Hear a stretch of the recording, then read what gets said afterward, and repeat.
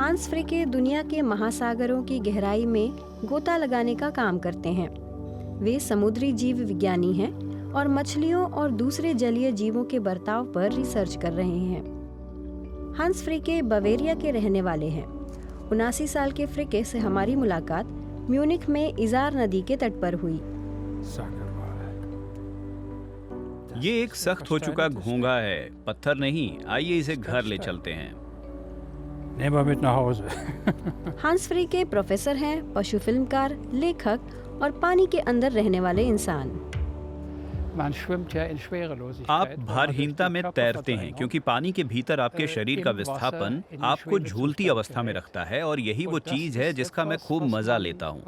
हर बार जब मैं उस स्थिति में होता हूँ तो लगता है जैसे मैं अंतरिक्ष में किसी अंतरिक्ष यात्री की तरह मुक्त होकर घूम रहा हूँ।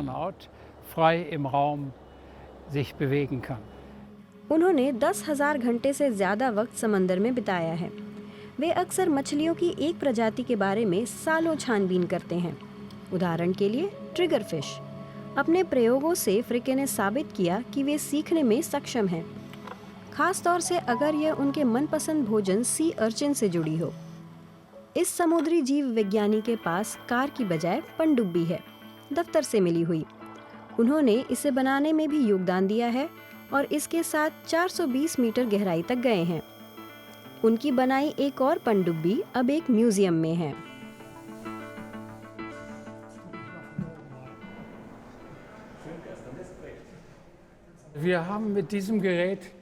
इस उपकरण के सहारे हमने करीब 800 बार गोता लगाया।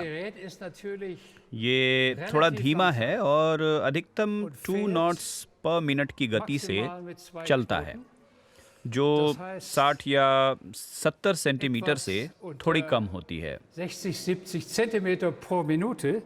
अपने अभियानों के दौरान उन्होंने कई शानदार खोजें की। इनमें प्रागैतिहासिक मछली भी शामिल है।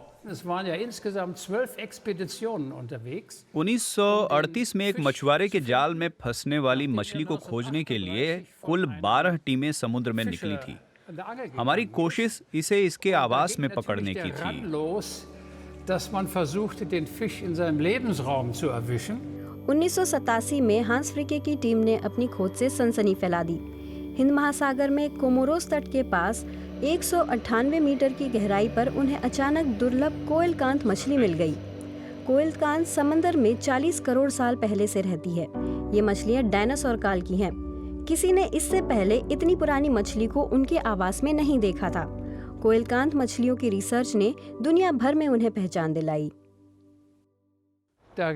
आप प्रकृति का सम्मान करने लगते हैं। जिस तरह से चीजें बनी हैं, जैसे कि मछलियों के गलफड़, कैसे वो पानी में से ऑक्सीजन बाहर निकाल लेते हैं और गलफड़ का तंत्र कैसे काम करता है, वो एक चमत्कार जैसा है। समंदर के भीतर लंबे समय तक रहने और शोध करने के लिए हांस फ्रिके ने पानी के भीतर घर बनाया। यह लाल सागर की तली में था। यहाँ पर वह एक बार में सबसे ज्यादा 18 दिन के लिए रहे थे।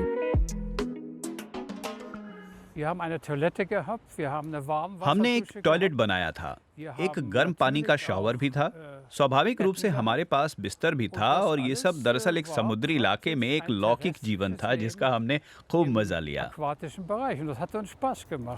79 साल के हो चुके हांस फ्रिके अब पानी के भीतर नहीं रह सकते। हालांकि वो रिटायरमेंट से अब भी बहुत दूर हैं। वह अब भी अपने नीले संसार में डुबकियां लगा रहे हैं और अपनी खोजों को पानी के बाहर रहने वालों के लिए रिकॉर्ड कर रहे हैं।